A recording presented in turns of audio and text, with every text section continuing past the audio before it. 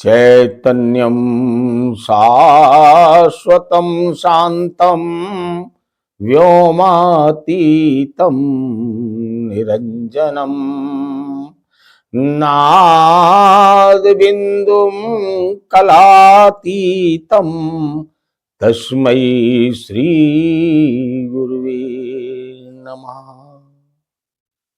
अखण्डमण्डलाकारं व्याप्तं येन चराचरं तत्पदं दर्शितं येन तस्मै श्री गुरुवे नमः।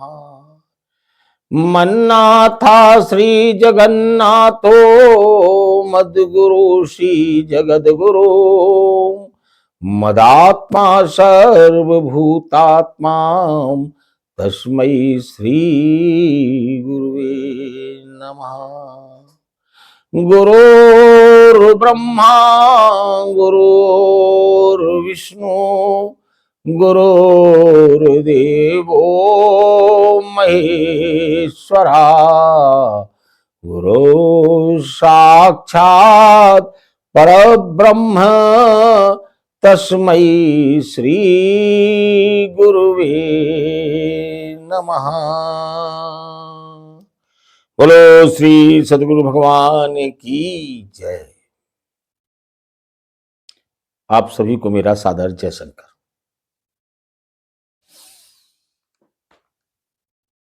आज हम एक नई श्रृंखला का प्रारंभ करने जा रहे हैं, जहां हम प्रमुख बिंदुओं जो मानव जीवन के लिए अति आवश्यक हैं, उन बिंदुओं को लेंगे। इस श्रृंखला का नाम होगा सत्संग। इस सत्संग श्रृंखला में हम आम मनुष्यों को के लिए जो अति आवश्यक चीजें हैं जीवन को जीने की कला के रूप में और मुक्ति के पथ में प्रस्थान करने के लिए, उन बिंदुओं को उठाएंगे और छोटे छोटे वक्तव्यों के माध्यम से जो हमारे शास्त्र कहते हैं उस बात पर हम चर्चा करना प्रारंभ करेंगे। आज के इस श्रृंखला के पहले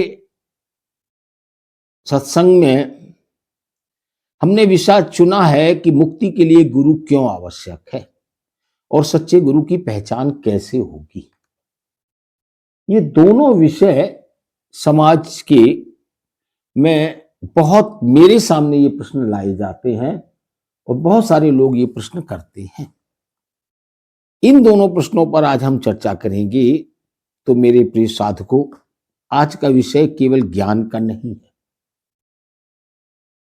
हम जो भगवत गीता उपनिषदों पर जो चर्चा कर रहे हैं वो विषय पूरे पूरे ज्ञान के हैं, लेकिन आज का विषय केवल ज्ञान का नहीं है। आज का विषय हमारे जीवन और मृत्यु के बीच का एक पुल है। हमारा जीवन चल रहा है और एक दिन इस शरीर का अंत होना है।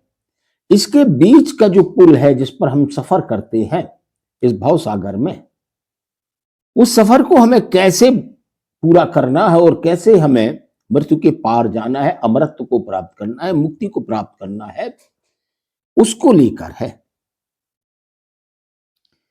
हर मनुष्य बहुत कुछ जानता है। हर व्यक्ति जो इस प्रकार की चर्चाओं को सुनता है, इन पर चर्चा करता है, बात करता है, उनकी या जो इन विषयों पर चर्चा करने के लिए मेरे पास आता है, वो सब बहुत कुछ जानता है। वो धर्म के बारे में जानता है, वो कर्म के बारे में जानता है, वो पूजा पाठ के बारे में जानता है, वो मंत्रों के बारे में भी जानता है, लेकिन फिर भी दुखी है। जो आता है वो अपना दुख ही लेकर आता है कि संसार को दुखालय कहता है।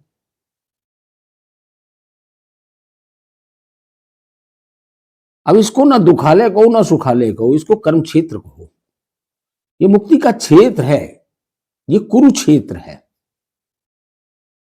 ये कर्म क्षेत्र है। यहां पर हम कर्म करके मृत्यु को भी प्राप्त हो सकते हैं और अमृत को भी प्राप्त हो सकते हैं। ये रणस्थल ही है। जो वीर होगा वो पार होगा। हर व्यक्ति सब कुछ करता है, वो धर्म पर भी चलता है, पूजा पाठ भी करता है, कर्म भी अच्छे करता है, मंत्रों के जाप भी करता है, सत्संग भी करता है, भगवान नाम स्मरण भी करता है, लेकिन फिर भी दुखी है, अशांत है, बेचैन है और आते हैं लोग। उसका कुछ क्या कारण है? क्यों ऐसा होता है? वो ऐसा इसलिए होता है कि उन्होंने मार्ग तो देखा, लेकिन उन्हें मार्गदर्शक नहीं मिला। मार्ग तो देखा लेकिन मार्गदर्शक नहीं मिला, उनको दिशा देने वाला व्यक्ति नहीं मिला अभी तक। और जो मिला उससे सही दिशा मिली नहीं। मिल जाती तो सुखी हो जाता, शांत हो जाता, सुख दुख दोनों झूठे से होते और शांत हो जाता, मस्त हो जाता, आनंद में हो जाता। तो भूमि बात वही है। वही प्रश्न यहां पर आता है कि अक्सर लोग मुझसे एक बात करते हैं, कहा भी लोगों ने, क्या बिना गुरु के मुक्ति संभव नहीं है? एक प्रश्न है। क्या ग्रंथों को पढ़ने से, इंटरनेट में तमाम वीडियोस पढ़ी हैं उन्हें सुनने से, या कथा भागवत प्रवचन सुनने से, क्या ये पर्याप्त नहीं है?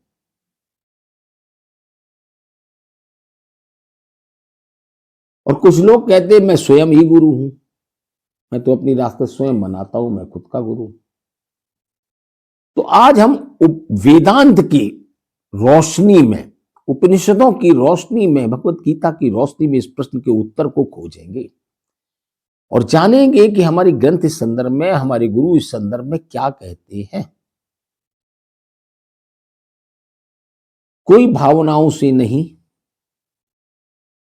अनुभव से इस प्रश्न का उत्तर देने का प्रयास करूंगा। उपनिषद स्पष्ट कहते हैं,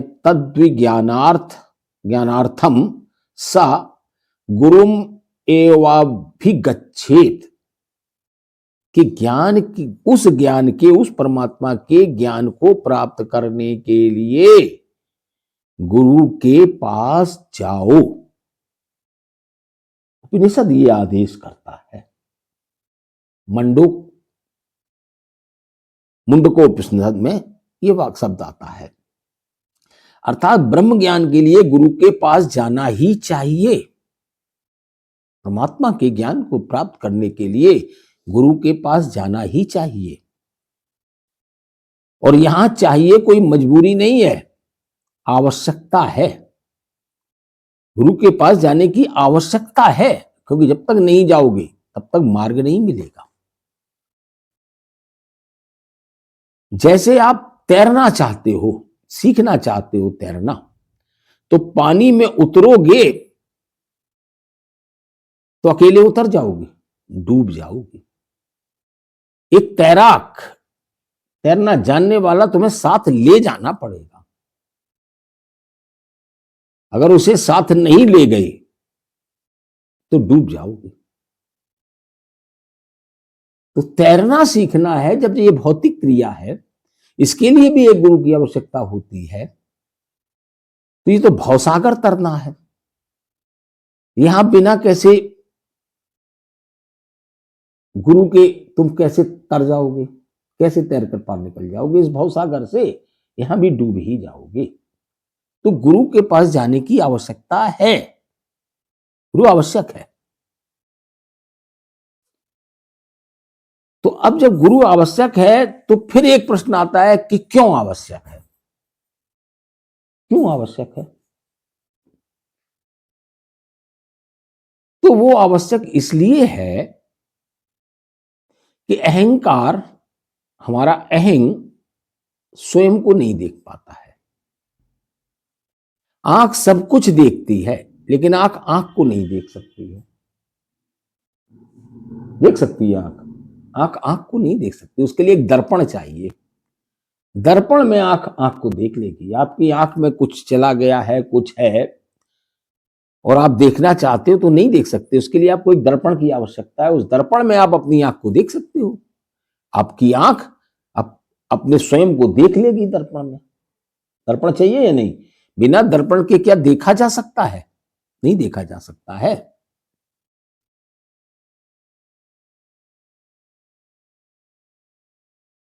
वैसे ही बुद्धि समझ सब लेती है।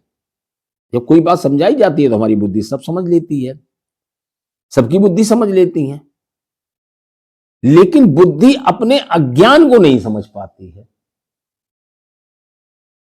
हमें जो ज्ञान मिल रहा है उसको तो समझ तो बुद्धि सब लेती है, लेकिन स्वयं के अज्ञान को बुद्धि नहीं समझ पाती है। उसको तो गुरु समझ पाता है और वो उसे दूर करता है। बुद्धि स्वयं नहीं समझ सकती अपने अज्ञान को। तो गुरु वो दर्पण है जो हमें हमारे स्वयं को के स्वरूप को दिखाता है। हमें वो दर्पण का कार्य करता है गुरु। जिस तरह आंख स्वयं आंख को नहीं देख सकती, उसके लिए दर्पण चाहिए, इसी तरह हम स्वयं को नहीं देख पाते हैं, उसके लिए एक दर्पण चाहिए। वो दर्पण ही तो है गुरु, जिसमें हम स्वयं को देखते हैं। गुरु के माध्यम से ही हम स्वयं को जान पाते हैं। गुरु कुम्हार शिशु कुंभ है, गड़गड़ काढ़े खोट, अंदर हाथ सरा दे बाहर बाहे चोट।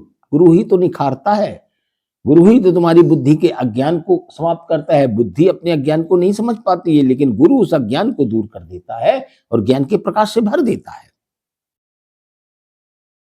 गुरु ही तुम्हारे अंदर के विकारों को दूर करता है। तुम्हें स्वयं अपने विकार समझ में नहीं आते हैं, हमें अपने विकार स्वयं समझ नहीं आते हैं, लेकिन गुरु दिखाता है हमें कि देखो तुम्हारे अंदर अहंकार है, तुम्हारे अंदर क्रोध है, तुम्हारे अंदर लोभ है, तुम्हारे अंदर मोह है, तृष्णा है, कामनाएं हैं। गुरु देखता है और वो उनको निकालता है, साफ करता है अपने ज्ञान के प्रकाश से। गुरु दर्पण बन जाता है।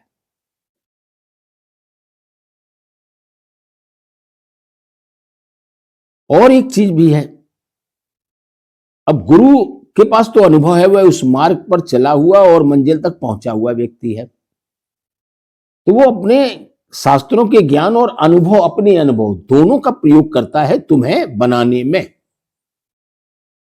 लेकिन बिना गुरु के जब हम शास्त्रों का अध्ययन करते हैं तो शास्त्र कभी कभी अर्थ का अनर्थ भी हो जाता है, कुछ भी अर्थ निकल जाता है, अर्थ के अनर्थ हो जाते, कुछ का कुछ समझने लगते हैं। क्योंकि एक ही हमारा शास्त्र, हमारे शास्त्र जो हैं मुख्यतः लगभग लगभग सभी काव्य में रचे गए हैं। गीता भी काव्य है, उपनिषद भी काव्य है, श्लोक है, मंत्र है, ये काव्य ही तो है, गद्य नहीं है, काव्य है। और काव्य प्रतीकात्मक लिखा जाता है, कविता सीधी सीधी नहीं लिखी जाती, कविता प्रतीकों में रची जाती है। उनके शब्दार्थ अलग होते हैं, उनके भावार्थ अलग होते हैं। काहे री नलिनी तू कुम्हलानी, तेरे ही नाल सरोवर पानी, जल में उत्पत्ति जल में वासा, जल में नलिनी तोर निवासा। अब इसके शाब्दिक अर्थ है, वो कमल नाल से कवि संबोधित करता है कि तू क्यों कुम्हला रही है, काहे री नलिनी तू कुम्हलानी, तुम क्यों कुम्हला रही हो। जल में उत्पत्ति जल में वासा, जल में नलिनी तोर निवासा, तुम तो जल से ही उत्पन्न होती हो, जल में ही रहती हो, जल में ही तुम्हारा निवास होता है, फिर तुम क्यों कुम्हलाई जा रही हो। ये अर्थ हो गया इसका। लेकिन उसका भावार्थ क्या है, कभी कहना क्या चाहता है, कहना चाहता है जीवात्मा से कि तुम तो परमात्मा की अंश हो, परमात्मा से उत्पन्न हो, परमात्मा ही तुम्हारा निवास है, सदैव परमात्मा में रहते हो, फिर तुम उदास और दुखी क्यों हो, तुम इस भ्रमजाल में क्यों फंसे हो। क्योंकि जीवात्मा ने शरीर से तादात्म्य स्थापित कर लिया तो अज्ञानता वश वह द्वैत के भ्रम में पड़ गया। तो वो कभी कहना चाहता है उस जीवात्मा से कि जल काहेरी नलनी तू कुमलानी, तेरे ही नाल सरोवर पानी, परमात्मा तो तुम्हारे ही अंदर है। जल में उत्पत्ति जल में वासा, जल में नलनी तोड़ निवासा। रे आत्मा, तू तो परमात्मा से, ब्रह्म से, उस परमात्मा से, परब्रह्म से, ईश्वर से उत्पन्न है। ईश्वर मैं तुम वास करते हो, जल में उत्पन्न जल में वासा, जल में नलनी तोड़, तू तो सदैव उसी परमात्मा में रहते हो, तू क्यों उदास हो रही है? अब ये भावार्थ बदल गया। तो शास्त्र का ज्ञान, हंसी की एक बात बताएं कि हम लोग जब विद्यार्थी जीवन में थे, हाई स्कूल इंटरमीडिएट के आसपास पढ़ते थे, तो एक मंत्र की हम लोग भी ऐसी व्याख्या विकृत कर देते थे, और देखिए कितनी सही लगती है। एक श्लोक पढ़ा था,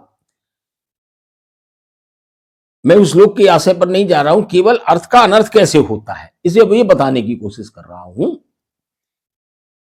त्रिया चरित्रम पुरुषस्य भागम भाग्यम देवो न जानाति कुतो मनुष्य।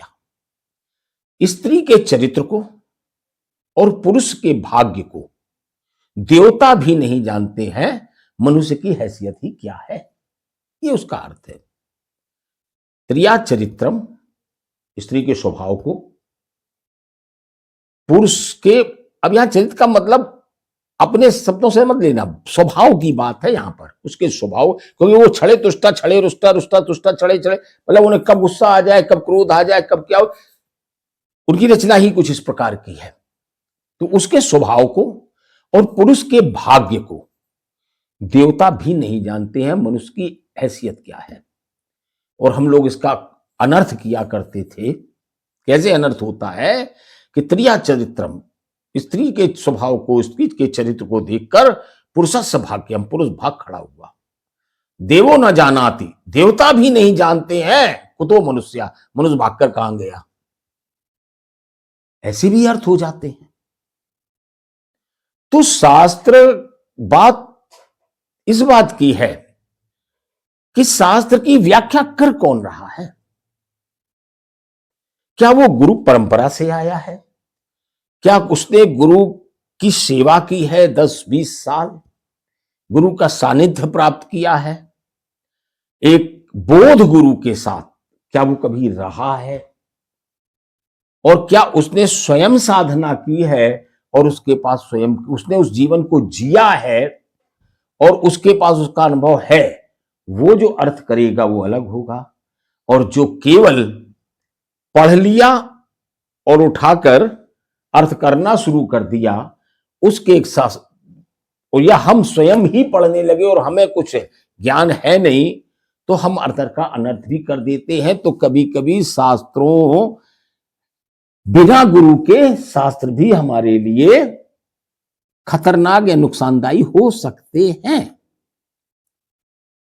एक ही श्लोक हो, किसी को मुक्ति का मार्ग दिखा देगा और किसी को भ्रम में डाल देगा, एक भ्रम में पड़ जाएगा और किसी के लिए मुक्ति का मार्ग खोल देगा।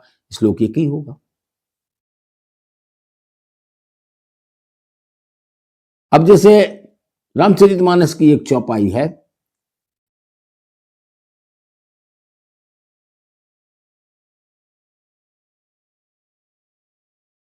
जब भरत जी रामचंद्र जी को वापस लाने के लिए भरद्वाज ऋषि के आश्रम में वहां पहुंचते हैं, तो ऋषि कहते हैं, अहो भरत भावी प्रबल, बिलक कहो मुनिनाथ, हानि लाभ जीवन मरण, यश अपयश विधि हाथ। बहुत प्रसिद्ध चौपाई है। अब इसके देखिए दो अर्थ निकलते हैं। मुनि ने कहा कि अहो भरत भावी प्रबल, बिलक कहो मुनिनाथ, हानि लाभ जीवन मरण, यश अपयश विधियात। हानि लाभ जीवन मृत्यु, यश अपयश विधि हाथ, परमात्मा के, विधाता के हाथ में है। जो प्रारब्धि रच देता है वही होता है, जो तुम्हारी प्रारब्धि में है वही तुम्हें मिलना है। जब ये शरीर में, अब देखिए जो आध्यात्मिक या धार्मिक व्यक्ति है वो उसका ये अर्थ निकालता है कि जब ये शरीर बनता है उसी के साथ इस शरीर की जन्म से लेकर मृत्यु तक की प्रारब्धि का सृजन हो जाता है, कारण शरीर में पड़े हुए संचित कर्मों से। तो जो जो भोगना है वो भोगना पड़ेगा जीवन में। देह को धारण किया है तो इसके जो भी कर्म है उसको तुम्हें भोगना ही पड़ेंगे। चाहे चाहे भले ही आज मुक्त हो गए हो, आज तुमने ज्ञान प्राप्त कर लिया है और तुम मुक्त हो गए, उस आनंद में डूबे हुए, लेकिन फिर भी अभी जितने वर्ष का ये शरीर बचा है, उतने वर्ष की जो प्रारब्धि है वो सब आपके सामने आएगी। अब फर्क दो हो जाते हैं कि ज्ञानी भुगते ज्ञान से और मूर्ख भुगते रोए। दे धरे के कष्ट है सब काहू को होए, ज्ञानी भुगते ज्ञान से मूर्ख भुगते रोए। ज्ञानी उस प्रारब्धि को भी ज्ञान से भोगता हुआ आगे निकल जाता है, शांत रहता है, और संसारी उस पर रोता है। तो प्रारब्धि के अधीन है हानि लाभ, जीवन मरण, यश अपयश। अब यहीं पर सांसारिक व्यक्ति जब इसका आशय अर्थ करता है कि हानि लाभ, जीवन मरण, यश अपयश, विधि, विधि माने होता है कानून, विधि वेत्ता, कानून का जानकार, कानून इसका एक नियम है, उस नियम के तहत होता है सब कुछ। अब वो नियम क्या है, उसी रामचरितमानस में दिया गया है कि कर्म प्रधान विश्व वच राखा, जो जस करे सो तस फल चाखा। ये परमात्मा ने संसार कर्म प्रधान बनाया है और जो व्यक्ति जैसे कर्म करता है वैसा उसको फल मिलता है। आपका हानि आपके कर्मों के कारण है। आप जैसा कर्म करोगे, दुकान पर ध्यान नहीं दोगे, फ्री सामान लुटाओगे, व्यवहार करोगे, तो तुम्हें हानि तो होगी।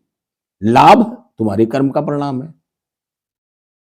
हानि लाभ, जीवन मरण, यश अपयश, विधि हानि, इसका कारण वो है कर्म प्रधान विश्व। तो दो अर्थ हो गए इन्हीं के, एक कर्म पर आ गया, एक प्रारब्धि पर आ गया, एक भाग्यवाद पर चला गया, एक कर्मवाद पर चला गया, तीसरा भी लोग निकाल सकते हैं। तो बोध गुरु की इसलिए यहां, अब ये भ्रम तुम्हारे मन में दोनों अर्थों को लेकर हो गया, दोनों सही लगते हैं और दोनों ही रामचरितमानस से लिए गए हैं, दोनों ही सत्य हैं। एक कर्मवाद की ओर ले जाता, एक भाग्यवाद की ओर ले जाता। अब तुम किसे चुनोगी? भ्रम में पड़ गए। अब उस चुनाव के लिए तुम्हें आप मानना पड़ेगा अपने गुरु की आज्ञा को कि गुरुदेव ये प्रश्न है, बताओ किसका अनुसरण करूं। तो किसका अनुसरण करने, ये तुम्हारे पास अनुभव नहीं, लेकिन गुरु के पास अनुभव है। गुरु ही बताएगा कि किसको चुनना है और वो तुम्हें संतुष्ट कर देगा, तुम्हारा भ्रम समाप्त हो जाएगा और तुम्हें स्पष्ट दिशा मिल जाएगी। इसलिए गुरु की आवश्यकता है।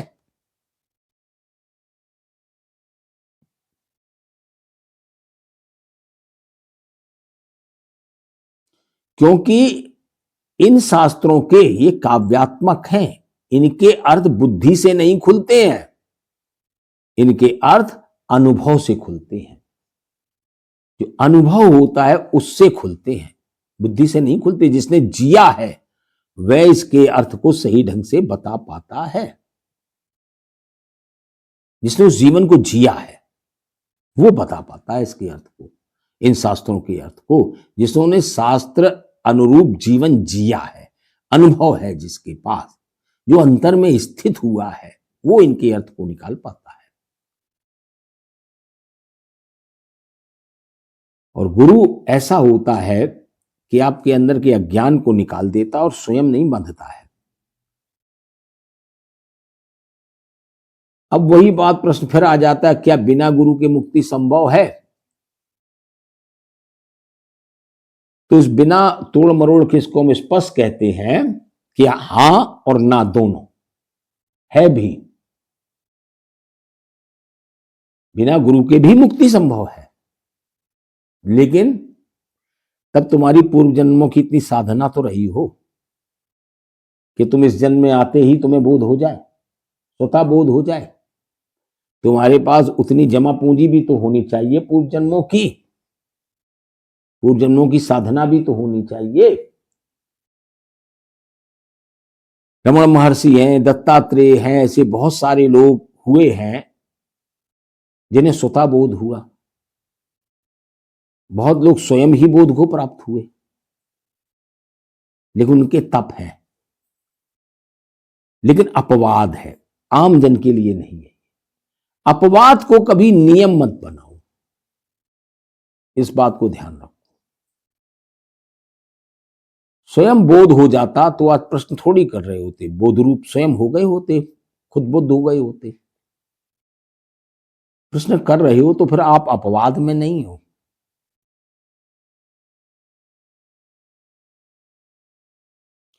क्योंकि व्यवहारिक रूप से ये बहुत दुर्लभ होता है, ये किसी किसी को होता है, और जिनकी पूर्व जन्मों की साधना होती है, किसी कारण से रह गए, जैसे जड़ भरत मुक्त पुरुष थी, लेकिन अंत में उस हिरण के मुंह में फंस गए, हिरण को पाल लिया, तो अगले जन्म में हिरण के रूप में उन्हें जन्म लेना पड़ा, मुक्ति नहीं हो पाई। और उस हिरण की योनि से मुक्त होने के बाद फिर जब वो जड़ भरत के रूप में जन्म लेते हैं तो फिर बहुत सावधानी बरतते हैं और मुक्त हो जाते हैं। अब उन्हें क्या किसी गुरु की आवश्यकता थी, क्योंकि जब उन्होंने वो उस जन्म में हिरण को पाला था, उस समय ही वो मुक्त थे, अपने गुरु से ज्ञान प्राप्त करके, और वो मुक्त पुरुष हो चुके थे।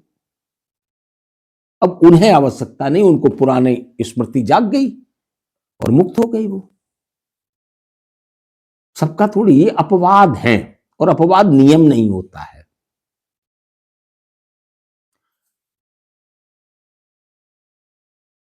तो आप इस उपनिषद ये चेतावनी देती है कि अपवाद को नियम मत बनाओ, सच्चे गुरु की पहचान करो।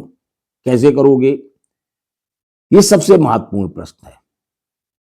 यही पहचान नहीं हो पा रही है, गुरु तो सब कर रहे हैं, लेकिन सच्चे गुरु की पहचान नहीं कर पा रहे हैं।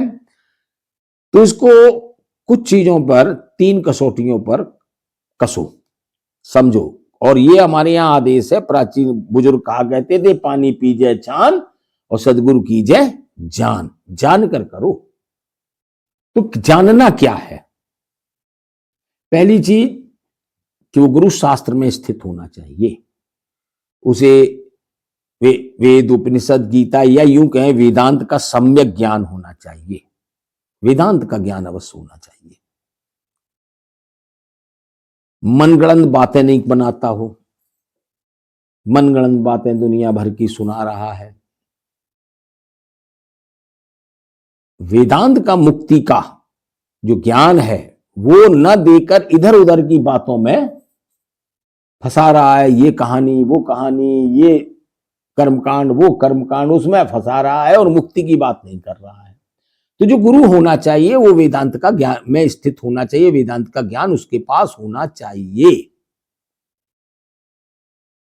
और वो प्रमाण सहित बोले कि किस उपनिषद में क्या बात कही गई है, गीता में कहां क्या बात कही गई है।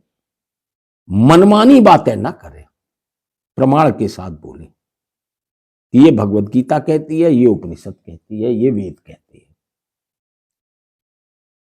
कौन सा ग्रंथ किस चीज का प्रमाण है, कौन से संत के द्वारा कही गई ये प्रमाणिक वाणी है, प्रमाण के साथ बोले, मनगढ़ंत बातें ना करें। केवल भावुक कथा किसी को गुरु नहीं बना देती है कि अब बड़ी भावनाओं में बह के बस कथाएं सुनाई जा रही हो, उससे कोई गुरु नहीं बन जाता है। वो स्वयं ब्रह्मनिष्ठ होना चाहिए, स्वयं में स्थित होना चाहिए, शांत सरल स्थिर। उसके जीवन में कथनी और करनी में अंतर नहीं होना चाहिए। तुमसे तो कहे माया त्यागो और खुद माया के पीछे भागे। कथनी और करनी में अंतर नहीं होना चाहिए, एक शांत होना चाहिए, स्थिर होना चाहिए, कहता कम हो, होते अधिक हो, होना चाहिए उसे। अहंकार रहित हो, करुणामय हो। सच्चा गुरु कभी ये बात नहीं कहेगा कि मेरे बिना तुम्हारा उद्धार नहीं होगा, मेरी शरण में आओ वरना उद्धार नहीं होगा, कभी नहीं कहेगा। कि मेरे शिष्य बन जाओ, मेरे पास आओ, कभी नहीं कहेगा। वो हमेशा ये कहेगा मुझसे मत जोड़ो, उस परमात्मा से जोड़ो, उस सत्य से जोड़ो, अपने से नहीं जोड़ेगा। तुम जाओगे उसके पास, भगवान आप ही परमात्मा बोले, हम भगवान थोड़े हैं। उस परमात्मा से जोड़ो जो तुम्हारे अंतर में है, वो हमेशा यही कहेगा। हम भगवान थोड़े हैं। लोग कहेंगे भगवान आप ही भगवान हो, हम भगवान नहीं हैं।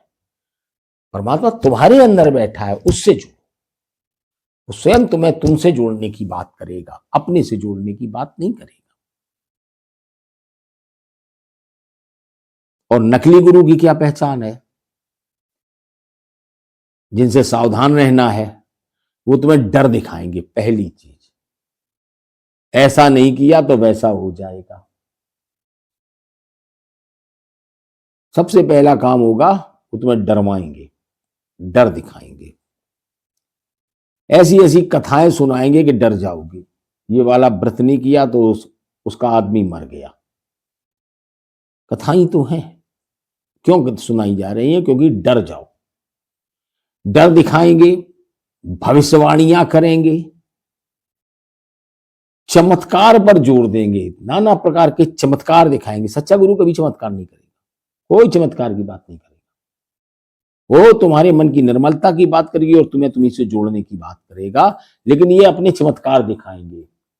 वो हाथ बढ़ाया, लो भस्म आ गई, ले जाओ, कल्याण होगा, ले जाओ भस्म, ये ले जाओ, वो फल आ गया, ये आ गया, वो हो गया। भविष्यवाणी कर रहे, तुम्हारे जीवन में ऐसा हो जाएगा, तुम्हारे जीवन में वैसा हो जाएगा। नाना प्रकार के मजमे लगाएगा।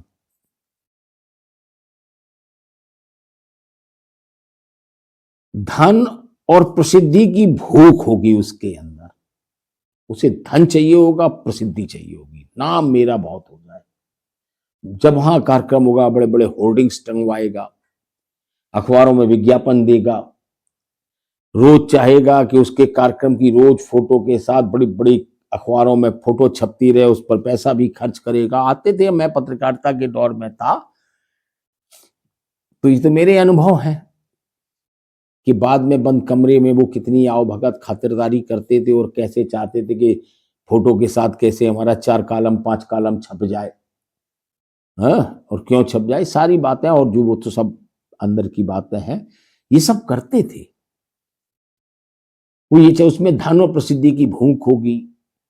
वो प्रश्न पूछने से रोकेगा, भड़क जाएगा, तुम्हें नास्तिक घोषित कर देगा, तुम्हें तमाम बातें, तुम्हें संतुष्ट नहीं करेगा। तुम्हें कहेगा अधर्मी हो, विधर्मी हो, नास्तिक हो, तुम वैसे प्रश्न करते हो।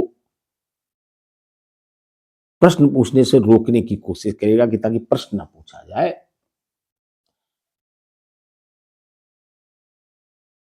और अपने शिष्यों की संख्या बताएगा और स्वयं को बड़ा बनाएगा। शिष्यों की संख्या, मेरे 10 लाख शिष्य हैं, मेरे 1 करोड़ शिष्य हैं।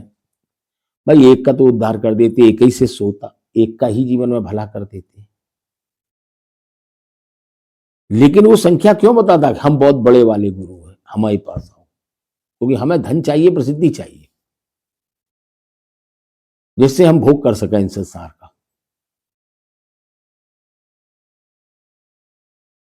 बड़ी बड़ी संख्या बताएगा। सच्चे गुरु की कभी संख्या उसे पता ही नहीं होगी क्या है, वो जानते ही नहीं होगा। जो आ गया उसको बता दिया, बस खत्म, उसको कोई वो ही नहीं है, वो तो अपने आनंद में लीन है। लेकिन ये संख्या बताएंगे, हमारे 1 करोड़ शिष्य हो गए। उस संख्या से अपने कद को बड़ा बनाने का प्रयास करेंगे। और ध्यान रखना, जहां भय है वहां गुरु नहीं है।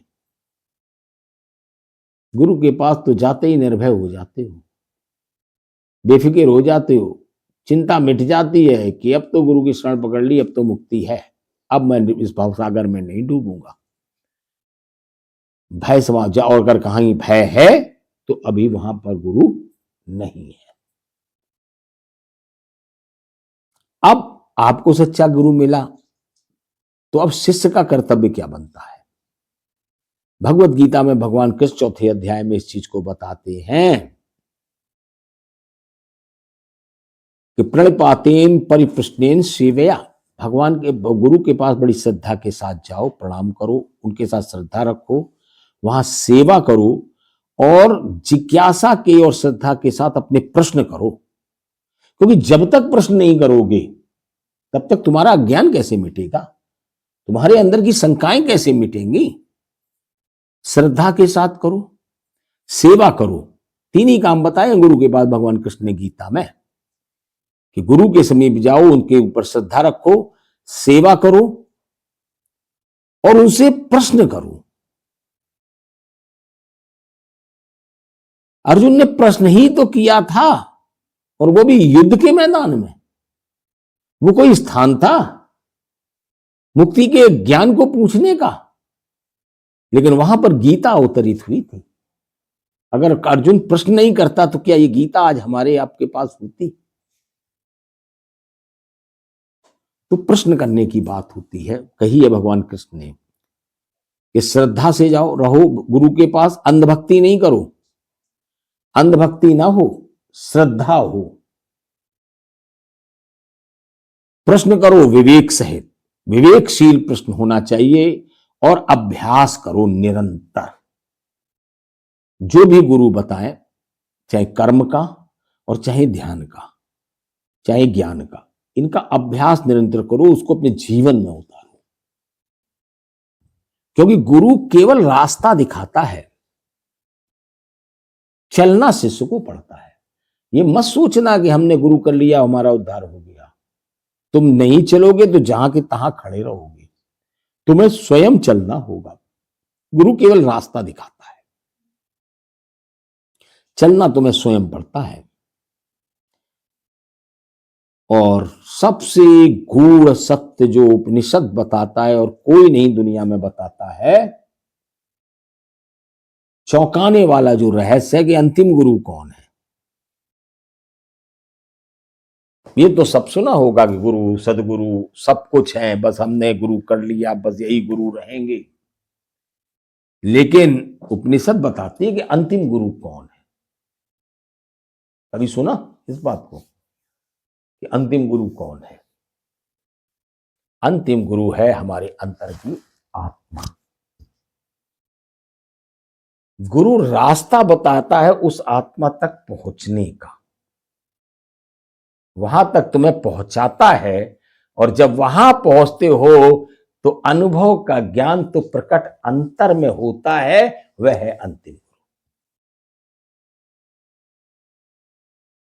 जब आप अपने आत्म स्वरूप को पहचानते हो, वो परमात्मा का अपने स्वरूप को प्रकट करता है। जो माया का पर्दा फटता है, उस माया के पर्दे को हटाने में आपका सदगुरु आपकी मदद करता है। और जब वो माया का पर्दा हटता है, जब परमात्मा स्वरूप अंतर में प्रकट होता है, तब ही तो ज्ञान होता है। और वो ज्ञान देती है तुम्हारी ही आत्मा, और वो आत्मा ही अंतिम गुरु है।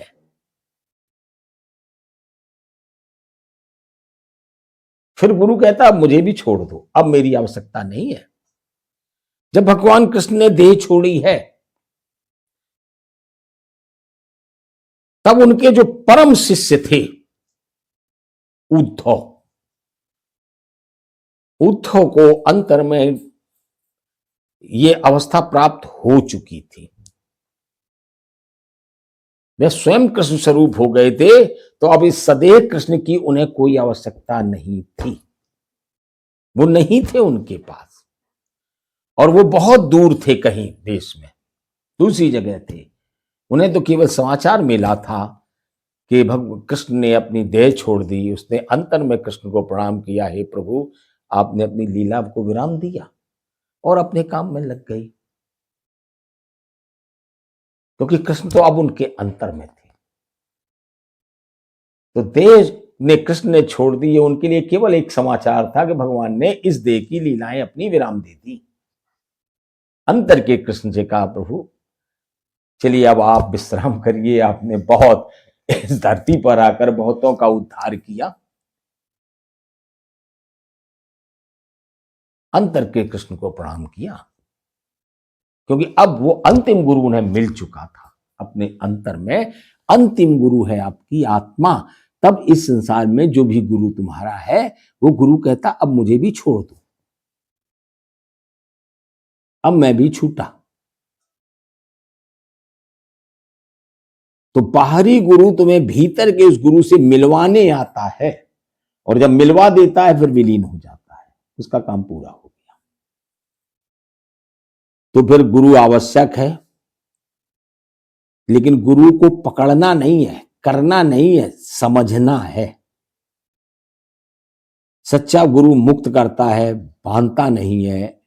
गुरु वह नहीं जो शिष्य बनाए। ये हमारे 1 करोड़ शिष्य हो गए। गुरु वह जो शिष्य को स्वयं से मुक्त करते।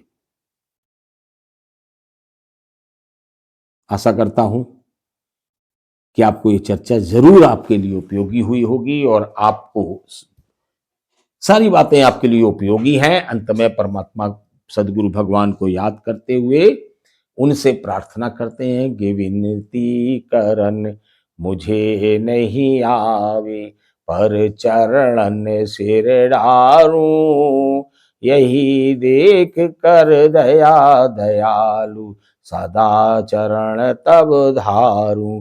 नमो नमो गुरुदेव देव हो सबके ऊपर, नमस्कार ले ले नाथ खुश हो कर मुझ पर। बोलो श्री सद्गुरु भगवान की जय।